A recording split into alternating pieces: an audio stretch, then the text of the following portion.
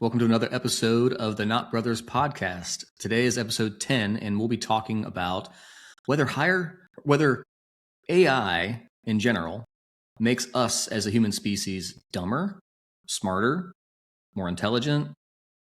Let's debate. We were talking pre-show, Ryan, about in higher ed in particular, there's this potential trend of moving away from technology-based writing assignments and instead forcing students to turn things in like blue books that are written in class or with a monitor of some kind, because cheating is so rampant. Even pre-AI, I think that was probably very, very true. But now in an AI era, it is incredibly easy to say, please write me a 3-page paper about enter subject. And it just spit out something that looks good enough to turn it in. Yeah, I think there's probably a lot to unpack in that too. We talked last time about like what constitutes work. Often when people create something or rather have AI create something or some combination thereof, they'll bring it back and present it in a professional setting as I created this thing. Look at this thing I did. And that's generally accepted by most everyone, whether AI created it or not. So the question is, like, should it be any different in an education setting? I think your goals in an education setting are somewhat different, but there's also a lot of education that is just busy work for the sake of busy work. So like when we think about things like writing 5-page papers, I don't think that writing 5-page papers are I personally don't think they're particularly helpful anyways. I think they're time-filling activities that don't really provide as much benefit as others might think. So I think it depends on I would argue the premise of the thing in the first place, but like the going, if we accept that as a thing, if I write it by hand or I prompt an AI to write what I think is a good paper, should it matter? I think it does, depending on your goal.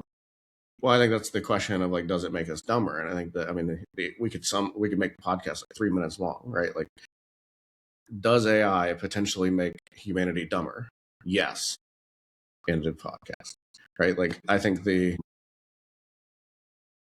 potential for that is incredibly, incredibly high, because what you're doing is you're effectively delegating your brain to something else, not even someone else. And at that point, you're not learning any of the subject matter, right? I think the intent probably behind like write a 5-page paper about something is so that you can articulate that you understand the topic, that you understand what's going on, you can describe it well, all those. My beef with the 5-page paper is like, I'm a pretty brief and direct to the point person. So, I can't talk about anything for 5 pages worth of stuff, but I can give you like 3 really solid ones. So that's when you just start messing with the spacing and figure out what you can get away with. Yeah, I mean, there's no doubt where we landed last time, and I think it's a good place to land in terms of measurement. Is what are you actually trying to measure? What do we care about? Do we care about memorization? Do we care about sentence formation, grammar, spelling? What are we trying to measure? And I think in the context of what we're talking about here and cheating being rampant in writing papers, I think it's critical thinking and taking that critical thinking and putting it into a persuasive argument in written form. That's what's trying to be measured. And if you can't do that in an articulate way that makes sense, throw grammar and sentence structure and that kind of stuff aside, although those are tertiary things that you would measure, it's, are you making a persuasive, critical thinking oriented argument associated with this? Or did you prompt someone with a question or something with a question and it came back with all the critical thinking? To your point, you outsourced your brain.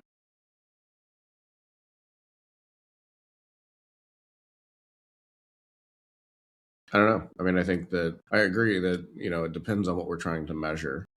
And the question is like, are our measurements flawed? Like, is there a different way that we should be?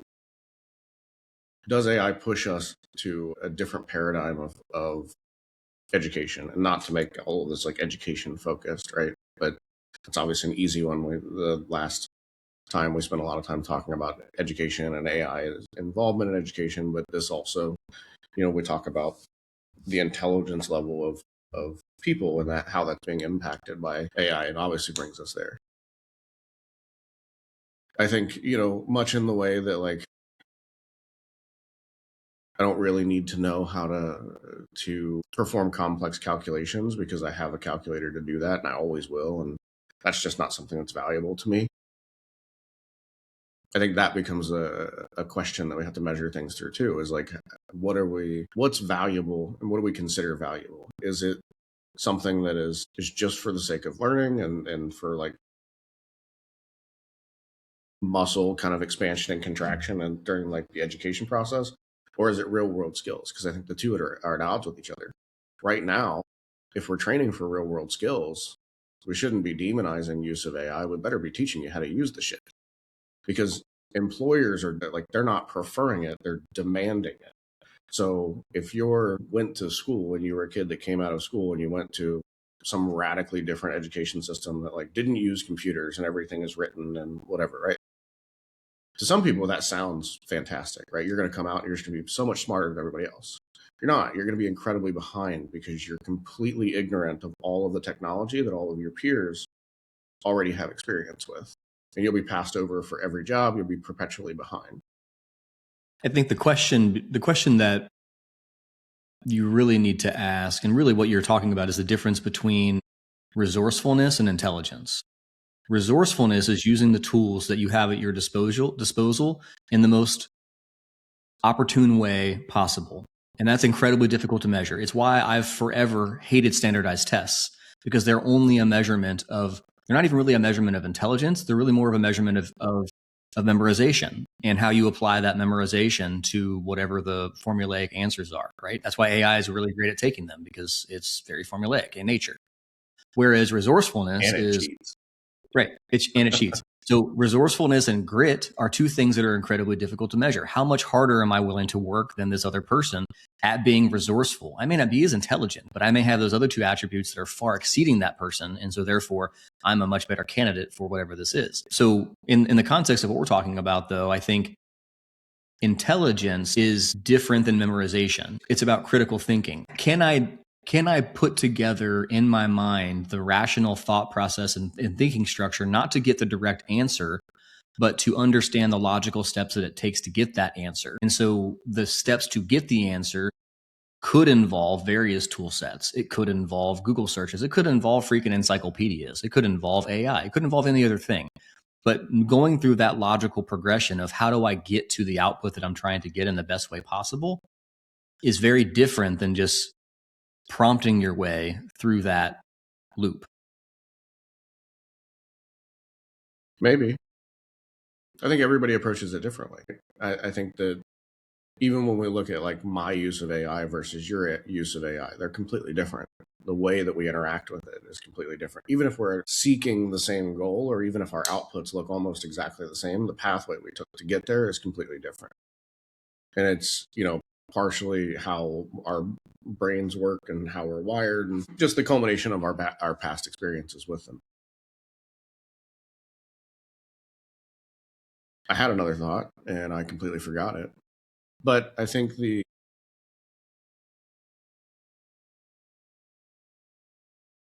I don't know. It's a really, really tough thing because I get theoretically what we're trying to do and the fear that we have around, AI is kind of this infinite access encyclopedia that will make shit up at your fingertips. Right. And a large part of education and education systems and what we value, what we consider to be intelligence really, is memorization. Right. The smartest people are generally considered the people who have the most knowledge, not necessarily the people who are the best at getting things done or the most efficient or whatever. That could be a totally different thing. Mm-hmm. So there's an argument to be made that, like, in some ways AI will and is going to make us dumber. And in some ways, maybe that's okay. Because it removes things that we don't need to know anyways. I agree with that on some hand. And I think there's this other argument it's very related to what we're talking about, but it's completely different, which is this idea that learning should be hard. It should require work. It should require some sort of sacrifice. It should require some sort of, it's the 1,000-hour rule, right? How do you become an expert at something? You have to do it over and over and over again. You have to know that there's a path that sucks, and the path that sucks makes you great at whatever it is. And so learning that grit, learning that process of doing hard things, when things become so easy that things that used to be hard are now literally a prompt away, we remove that learning that is not just the subject matter, it's the life skill of things are hard. And you need to learn resilience. You need to learn how to push. You need to learn how to fail. You need to learn how to get better. Those are things that don't come naturally. And younger generations are definitely shying away from hard things in that way and hiding behind screens. You see it in relationships. You see it all over the place. And now AI is just the one more step in that same direction of being opposed to doing hard things in real life. Maybe. I think that the idea that everything has to be hard is a bit of a fallacy, though. Certain things don't need to be. I didn't say Obtaining that. food doesn't need to be difficult anymore. I mean, that's just a controversial opinion, though, right? Like, so there are certain things that obviously you don't want to go back to. But the fact is, we've replaced those hard things with different hard things to give the same life lesson. So the question becomes, what's the next hard thing to teach the same life lesson that working on a farm used to teach? Well, that's where I was going. Is, are we just at another one of those inflection points and we don't know what to Probably. do with it? Where, Yeah. when we sort of evolved from farmers to sort of more of the information age that we, obviously there were steps in between, but it used to be you woke up in the morning and you worked on the farm, and that's how you got food, and that's how you did everything. I've never worked on a farm. I've never killed my own food. My wife's Right? trying to make my house into a farm. Yeah, it's a whole different story. It's no longer, that's no longer part of what we have to do. And that was considered normal for a long period of time. So I think if we rewound the clock to those people, they would say, well, you guys are all just lazy and you should just grow your own food and do your own things. What it did is it freed up cycles right now, because I don't have to worry about tending to the crops and plowing the fields and all that. We're able to build computers and software and explore avenues that didn't exist back then. And not only did they not exist, but you wouldn't have the mental cycles or the time to invest in those activities. So is there a possibility that what we're talking about now, what has been sort of the measure of intelligence and success and all of those things for the past 20 years, is now fundamentally useless or worth less than it used to be? And now there's some new something that we haven't really figured out yet, that's going to take its place, that now becomes what we invest. It's the human element of all of those things, and certain things just get delegated to AI, or it's considered fine to use AI to replace it in that matter. I mean, there's no question that we're at a paradigm shift. And so, the biggest questions about the paradigm shift are, what are humans going to do when AI is capable of, in the world of a utopia society where humans don't have to do anything at all? That's the biggest question.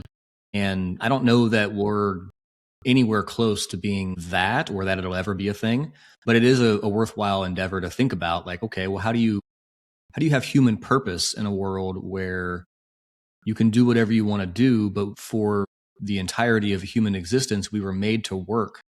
And that work is what gave us, in a lot of cases, purpose. And if it wasn't work, then it was creating something, which is a replacement of work. So I think that's a very American and sort of fucked up view that we have anyways, is like, most people in America, you live your life is work.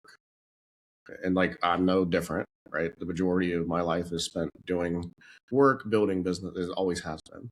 And that's just a part. But other people in other countries think we're insane for that. And we think they're insane for not, right? It's a weird positional difference. But I mean, work is a relative term, right? So if everything is so easy, then what do humans do in a society of a massive abundance? I don't know. It's not about going to work for a paycheck necessarily. What do we do? I've got no shortage of hobbies.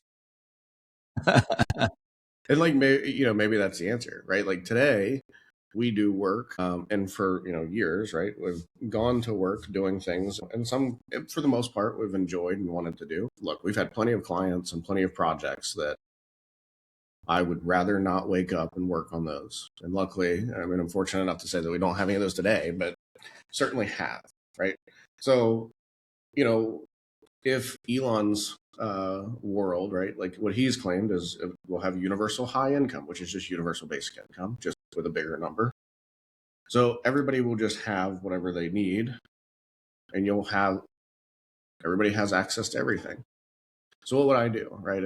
If I woke up tomorrow and we have universal high income, and I can no longer work to achieve more or anything, right? Like it's all just level set. Well, then I just go work on the things that I want to work on for fun. I tinker with computers and continue building, on Omarchi. And like Omarchi is a fascinating one, actually. That's a good example of like, what would I do? We get the question all the time. I've gotten the question a bunch. I've seen people lob that question at David on X a ton. Like, how does this make money? It's always the first question. When I tell people about the project itself, they're like, well, how do you make money with that? And the whole time the answer is like, we don't. The intent is not to make money. We're not building this because it's profitable or because there's some, commercial avenue. We're building it because there's a genuine interest in computing. It's really fun and it needs to exist. So we're just going to make it exist. And I think it for would have a continuation of that. I think for a certain subset of people, I think that's true. I think there's another subset of people that, I mean, it's like it's like the person that retires early, right? And they don't have a backup plan. That purpose, there's no real backup plan that's been thought about. You've thought about this because we've thought about what would happen if we ever sold businesses, and so you've put at least some level of thought into it.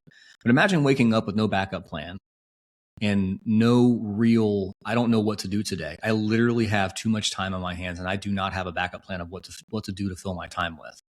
Like that's I a think that's the problem, and maybe that's what education should focus on, is teaching people, how to grow themselves by way of, hobbies and other things. But I think that, again, going back to that sort of like fucked up mentality that we have, your life is work, right? There was a guy who lived across the street from me that I remember. He retired. He was like 62, 63, something. And I forget exactly what he had done. He was an engineer of some kind, I think. I talked to him. He's like, "Oh yeah, I just retired." I was like, "Well, congratulations. How are you enjoying retirement?" He was like, "I hate it. I'm bored." And the answer was, for probably 40 years, this guy woke up in the morning and went to an office and did work for other people, and then came home, and that's what gave him purpose, and that was his whole being. Everything was that. And what he never developed in his free time or otherwise was something that was his, right? He never developed a hobby or an interest or something outside of work. So when work went away, when work was no longer necessary because he's achieved a certain age, he's achieved a certain financial state of being, there's nothing there. He didn't have a golf hobby or a computing hobby or a project that he's working on or an interest in boats or like anything. And I think the guy actually wound up dying a couple years later, which is a very common occurrence super amongst common. people who retire with nothing to do, and then they basically it's like they get bored to death, literally. Yep. My dad says you sit, you die, and that's kind of how it works, right? I mean, if you don't have something to fill that time, and we're to kind of circle this back to what we're talking about, in the age of AI, the question is, what do you do with the time that you have been afforded by AI being incredibly efficient at something that you used to spend a whole week doing, and it gets it done in an hour? And so what do you do when that gets extrapolated to a point where obviously your boss or your work or your business or whatever is going to demand increased productivity to fill that time slot? But what happens when that gets filled? And then that gets filled, and then that gets filled. And so now we're extrapolating to a place where human purpose is in question. at least as it exists today. I think that's an extrapolation also. That's like, this isn't a straight line, right? I think my hypothesis with zero proof at all. So this is just 100% my gut feeling and observation that I can't explain, right? It's a human element in my brain, right? My brain sees patterns and information and is interpreting it some way. It tells me we're at a bit of a plateau. And I think we've been there for probably about a year, where the models and the capabilities of AI have sort of tapered off, right?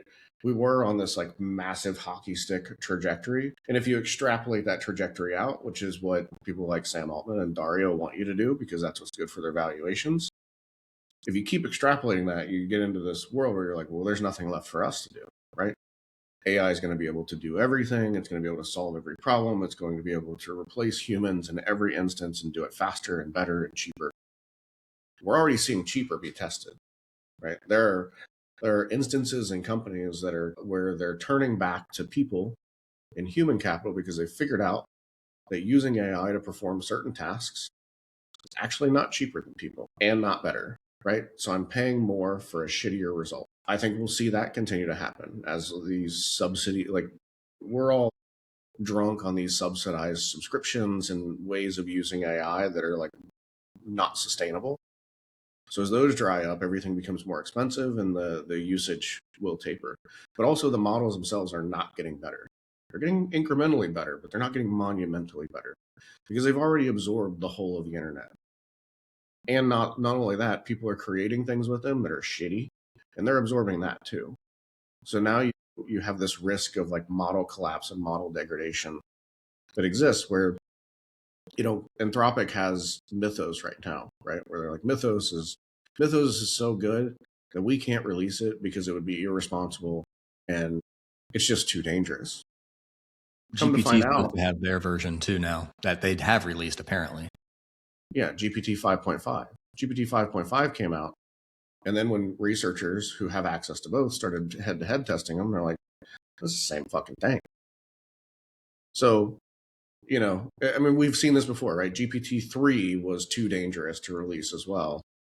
And it's laughable now that we thought that was good. Good use of AI in critical thinking is a story I heard recently about IKEA. So IKEA was tempted to follow suit with a lot of these other organizations that were basically axing their customer service reps. What they actually did is they used AI to analyze all their customer service interactions and to really figure it out. And rather than axing thousands and thousands of jobs, what they discovered is that those people, a tertiary piece of their job that they weren't even asked to do, it wasn't even on like their, it was like in the other duties as assigned list, but not really even written, is actually be a concierge and a designer. So to actually help people find product, to help people put together different products, to help people with room design. And that was a whole service line that they were completely missing. And so what they did was they invested in retraining those entire customer service groups to become makeshift designers and to use AI to help them along the way to help customers that are inquiring about these things. And their sales have increased because of it. And their overall margins have increased because of it. I don't have the exact numbers, so I can't quote those. But that's the genesis of the story. Is like, okay, well, that's a great use of critical thinking in AI. How do we evaluate some data sets that we already have and find a new application for something that didn't exist before? So what's interesting about that, right, is I agree with you. I think that's a great case study for how to use that. That would be discouraged in education. You're not allowed to. No, I don't think so. I think it's different, right? So going back to some examples we talked about before we hit record. So what's an acceptable use of AI in education? Well, I've got notes. I've got the textbook. I have every piece of information that has been released to me. I can feed that to AI and say, help me study. Help me figure out how to study for this test. Quiz me, do multiple choice. You can get super creative about how you would do that. And that's a wonderful use of AI. What is not a great use of AI is say, take that same information and write me a 3-page paper. That's laziness, in my opinion. You're avoiding the critical thinking part of what you're being asked to do as part of the assignment. And I guarantee you, if expressly said, prompting an AI? No, most of the time, the summarization output is not the hard part. Writing a paper is not hard. Figuring out the shit to put in the paper, that's what's hard. It's the research side is what you're saying. Yeah. Figuring out, doing the research, making the arguments, figuring out how to articulate whatever it is that you're trying to articulate, that's the hard part. Writing the The word ability, but and we have the summarizing ability all to, that is not. we have the ability to literally take pictures of whatever we want in terms of textbooks or whatever, or just give an AI a 3-sentence prompt, and it's going to do all the things that you just said for you, instead of you doing the hard part, which is what you just said was the research side, right? And I agree with you. That is the hard part. The formulation of what do I want to talk about? Why? Reasoning through different arguments to say, is this argument right or is this argument right? And so that critical thinking part, it gets compressed into something that is a summary, as opposed to, the actual real documentation that you would normally go through and sift through yourself and use the meat computer to decipher truth from fiction. I'm not saying that AI shouldn't be used for those sorts of things. It's a wonderful research tool by itself. But there's that fine line, there's that gray area we keep talking about, is where does, especially in education, where does the learning part happen? It, yeah. Right? So like we believe that I could prompt AI to write a 3-page paper about a topic, and it will do it, and it'll do it well. And I think that's the fear. The fear is not that it'll do it. The fear is that it'll do it well, and we will assume. I don't think it will. I think if you were to just give a basic prompt, it's going to produce something. It's going to be dog shit. It's going to be a D student at best. Which, if that's what you're good with, fine, go for it. You'll be a D student. I think that if you continue to refine and massage on it and whatever, at what point does it become mine? And at what point does it become good? I've spent plenty of time with AI trying to get it to write things that, from a post to a blog post or whatever. It is horrible. It is horrible, with incredibly detailed instructions of how to write and what the thing is. It's horrible. They're still horrible. The best model today is horrible. So if you turned in, I guarantee if we wrote a paper about anything and just said like AI write a paper and you graded it, it'd be like a D, maybe a C. It's going to have shit that's wrong. It's going to make no sense. It's going to be overly wordy for no fucking reason. Like, that's just what they do. And I think that if we've done the opposite, right? If we've taken kind of that and compressed it and pushed it and pulled it and worked my arguments into it and had it do research and summarize a topic and help me put that in there, I think that's fine. I think that's the hard part. I think from a work output perspective, you're thinking about if you're thinking about what we would care about as business owners, which is really output that isn't under some sort of copyright infringement, right? Which is the equivalent of plagiarism in school. That's what we would care about. Like, from that perspective, you're 100% right. From that building blocks perspective that we even talked about last time, of like, can you take a 10-year-old and have a 10-year-old write a college grade paper? With AI, get closer. Sure. You could have it. Yeah, you could write something, and a 10-year-old that's good at prompting could probably could produce a pretty convincing college level paper. But that's not the point, right? The point is to try to teach that 10-year-old the basic principles that they'll be using for the rest of their life on how to critically think, how to apply knowledge that is base level and our literal building blocks to then apply to future works by using whatever tools are available to you. And if you skip those building block steps and you're just jumping to the most powerful power tools that you have, you forget how to use a hand screwdriver in certain situations, and you forget how to use, if I never need a hand screwdriver, who gives a shit? But you will. You won't. It's a ubiquitous tool that every person in life will use in a modern society. You will have need for a hand screwdriver. In the same way that you have need for multiplication. You'll have a need for multiplication. Maybe. I think, when I was in school, one of the things that I had an issue with, because I'll never forget it, it was in 7th grade, was handwriting. My handwriting is awful. It's still awful to this day because I refuse to fix it. And at that time, my teachers approached me and they said, hey, your handwriting is awful and you need to fix it. And they gave me all of these reasons, and it's going to affect my employment, and it's going to affect all of my life because I'm going to have to write things for the rest of my life, and it's super important and valuable. My response as a seventh grader was, I don't care about that. I'll just type it. I type faster than I can write anyways. Because at that time, I was already on the internet, had a computer, dabbling with programming at like 12. And that was preposterous to them. They're like, what are you going to do? Carry a computer with you everywhere? Well, turns out we do. But that point in time was an inflection point. That point in time was where we were moving from handwriting and hand tools to these new power tools in personal computers, laptops, and eventually cell phones that we had no idea existed. Right at that point in time, I forget what year that would have been, but very few people had personal computers in their house. Almost nobody had high-speed internet.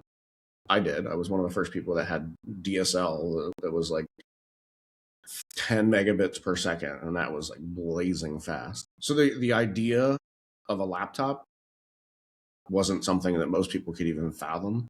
The idea of a cell phone, right? A fucking computer you can put in your pocket, wasn't a thought. Now, looking at that, like, has that ever impacted me? Has not fixing my hand, having completely horrid handwriting and not being able to write faster than I can type ever affected me? Ever? No. Because I moved past it, right? We as a society evolved past that being a need and being something that's valuable so that it's fine. The question I is, which think of the things that we do today are going to have that same thing? There's going to be something that we're talking about right now that we look back on and we're like, it's laughable that we even ever thought that that was going to be something we continued to do. I don't know what it is. you get no disagreement from me on 90% of what you said. I think, and I'm thinking about this from a dad's perspective, right? Like there are things that are part of handwriting development that actually formulate parts of your brain. So it's not actually about the handwriting. It's actually about doing something that's difficult for you that formulates different parts of your brain. Like I only know this because I have two kids that struggle with handwriting, and they've gone to handwriting helper people and they've explained the science to like why handwriting is important at all. So you're right. As a society, it doesn't matter. But those micro expressions that you're able to do with your physical hands have an impact on your brain development. And so for kids that Are are certain there better ages, ways to do that or different ways? So, like, are video games something? Video games have been proven to improve hand-eye coordination. So, like, is it possible that rather than focusing on handwriting, actually we should be focusing on teaching people to play first-person shooter games because it increases all of those same muscles and flexes the same muscles just in a better or different way? I have no science to confirm or deny anything that you just said, other than to say those micro movements are important, and so how they happen is debatable. But those things. So, but you're right. Like the basic premise here is like it's the question of what are we doing today that will be proven irrelevant in the future, and I think that's the problem that we have with AI. We experienced this paradigm shift a couple times in our lifetimes already, but this one has happened faster, probably 10x faster than the rest in terms of overall adoption and having to figure out how to react as a society at every level, from a work level, from a higher education level, from a high school, junior high, grammar school, all the way down to like little kids on screens. Like it's a huge impact on society. AI being the most recent thing that we have to think about and evolve past. It has the distribution, right? The last one that I think was probably as big was the invention of the internet. But the thing with the internet was, while it did fundamentally change how everything works, right? It displaced newspapers and magazines and print advertising and print, and all of these things that we can think back to that used to exist in abundance or were just normal that like barely exist today and in very different ways. And in part because those same things, like newspapers, as a for instance, the physical newspaper does exist. It's barely, but wouldn't exist if those same organizations hadn't been able to react and basically create an online equivalent and sort of adapt with that. But they didn't have the distribution. When the internet came around, nobody had computers, nobody had cell phones. So it took a long time for the infrastructure to exist to even provide, everybody access to it. AI had this just this circuit they could plug right into where everybody globally we already have internet, we already have computers, we already have phones. So now you can distribute this idea so much faster and get it in everybody's hands, which I think is what is kind of freaking everybody the fuck out about it. Where whether it's businesses or personal, you just don't know, and especially when you start building new things like the rate at which you're able to build or create completely fake content, whether it's like fabricated images or fabricated video or just written content, like it's insane now, right? There's so much more that you have to worry about, and like it's continuing to evolve every day, and we're not 100% sure what to do about it just yet. I don't think that we ever will be completely sure what to do about it, frankly. Yeah, it's something that there's no question it's going to stay with us. Society has proven one thing, American society in particular, which is we're incredibly slow to adapt to anything in technology. In terms of regulation, in terms of best practices, in terms of any of those things. Like the internet is still barely regulated by comparison to how it should be, most likely. I mean, that's the thing. You can't regulate something that can't be regulated. The whole point of the internet is it's geo-distributed. We've seen this in the EU, and I laugh about it all the time. That like GDPR exists, and they have all of their laws and rules. Some of which I think the intent is correct, the execution's wrong. We have people that come. I mean, we got somebody that tried on us, and they were like, "Well, you dropped a cookie on my machine. That's in violation of GDPR." I'm like, we're a U.S. company that doesn't operate in the EU. Go fuck yourself. And they like, you don't get to apply your rules here. We even have it within the United States, right? CCPA applies in California, but doesn't apply in the rest of the states.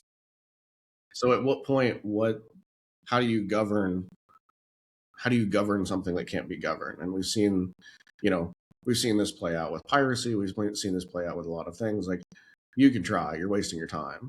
It's an inevitable game of cat and mouse, and you're better off trying to figure out like, how can we evolve with it and not against it? Metallica tried this shit back when Napster came out, right? The idea of online distribution, and like, to their credit, somebody was going to do it, so they might as well do it.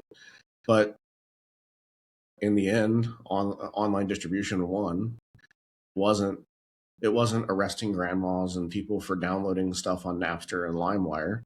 It was Apple finally identifying that, like, listen, guys, this is a wave that's going, so we can either keep trying to hold back the water and continue to get bowled over by it, or we can figure out how to ride this wave, because people don't want to buy your bullshit CD that has 2 good songs on it. They just want to buy the one, and now we just stream everything. We don't even buy any music. So we started this conversation by asking the question, does AI make us dumber? And I think we've rounded third base maybe and heading home, which is like this idea of maybe it could. It will make some people dumber. Yeah, I think I started as like, yes, right? Like, I think topically, anything you use it for, it inevitably makes you dumber for that thing, right? If I use AI to help me develop things, or just to develop an application, it's going to inherently make me dumber about whatever that thing is. And maybe that's okay, right? I gave the example last time of using AI to write Go CLI apps. I don't give a shit about writing Go, and I don't give a shit about the CLI app necessarily. It's a very simple application that just needs to do a very simple thing and be a wrapper around an API and work well. So I don't care. I don't care to become educated on all of the nuances and details of that language. I can read it well enough. I can spot check it. I'm good with that.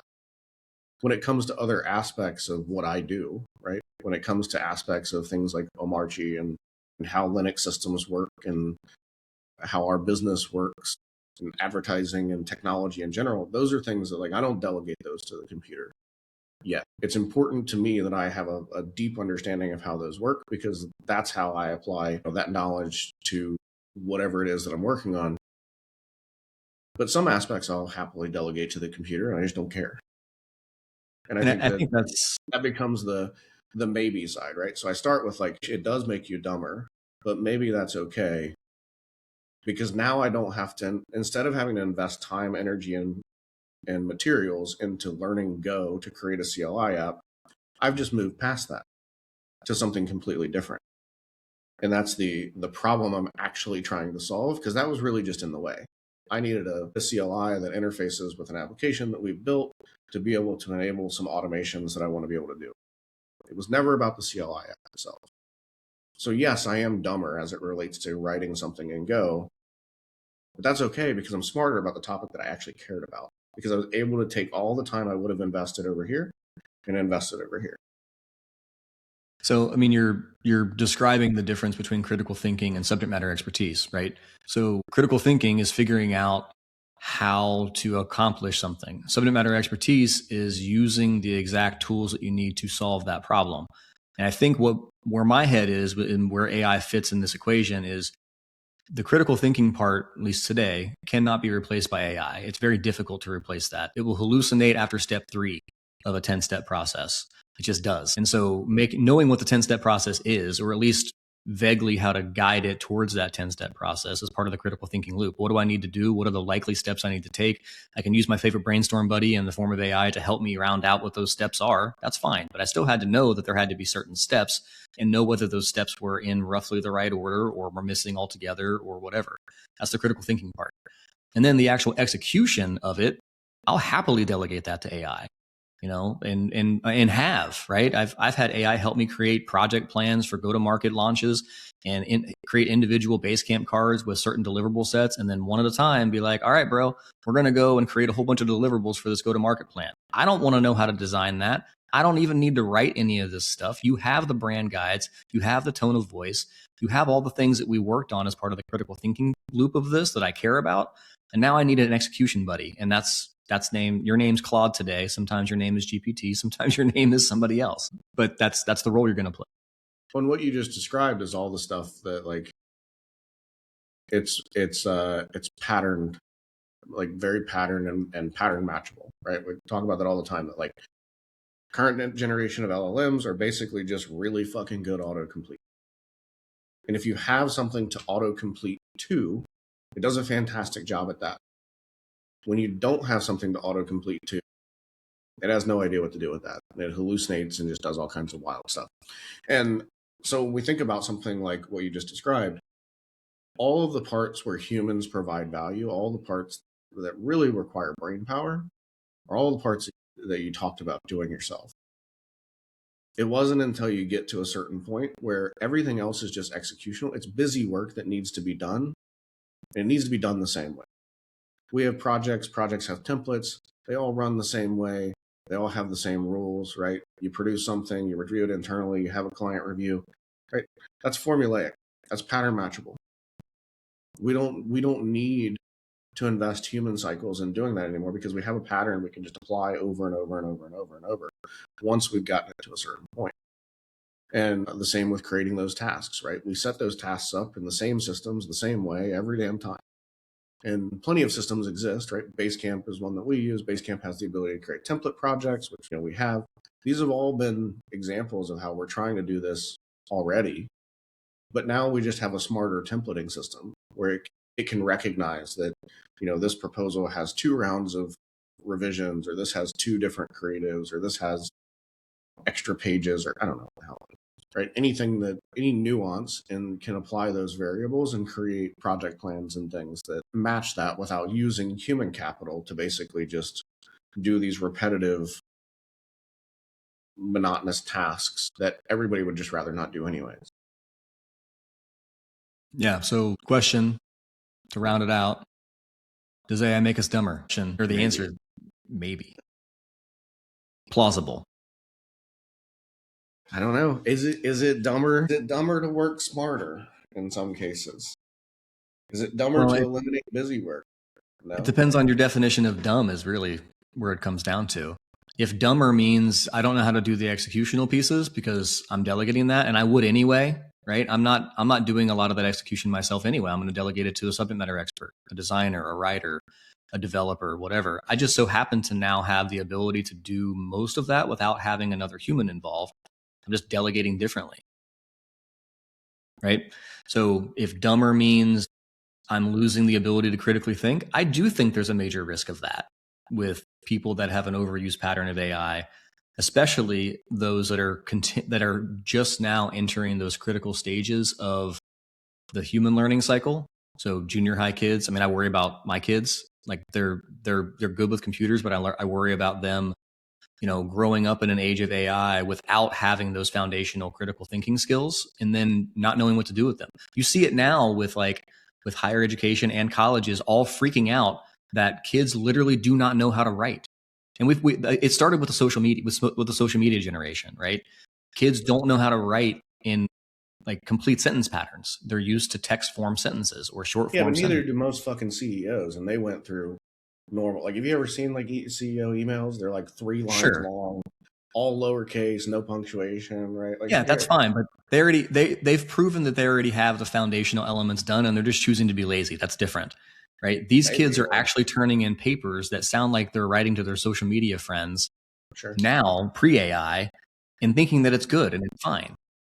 I think the tooling that we have in education is fundamentally flawed. I don't think writing papers is a good measure of success, and I think that's something that should be evaluated by formal education systems. I don't have the solution to it, but I do know that, like, if I think back, like, I'm a very critical thinker, right? Like, we had some issue with our AC here, and I was telling my wife yesterday about kind of how it went down and then dealing with the text, and I had already diagnosed a good portion of the problem to fix it, but I'd kind of done enough of the diagnosis that, like, I was in the ballpark of what the actual problem was before they showed up. And it's a topic that I know nothing about, right? I don't do the HVAC work. I only know about it through whatever. But that pattern is the same critical thinking pattern that I apply to pretty much everything. And I didn't learn those by writing papers. I learned those in science classes and a lot of the IT work that I did, right? It's a lot of the, like, formulate a hypothesis, test the hypothesis, find the result, and do it again.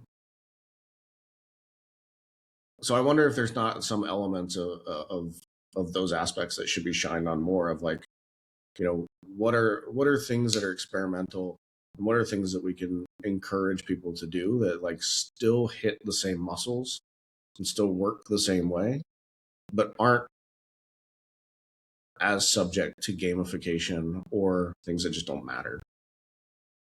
I don't know. It's a hard subject. I'm glad it's not my job to figure it out. That is true. But we will continue to pontificate and have opinions Yeah, for those that are trying. We'll just tell other people they're doing their job poorly and they need to figure it out. The education system needs to figure this the fuck out. What's the solution? I don't know. You just figure it out. Just do it. That's what clients tell me, right? We'll just do it. We'll just make it. Email us if you want our opinion. Till next time.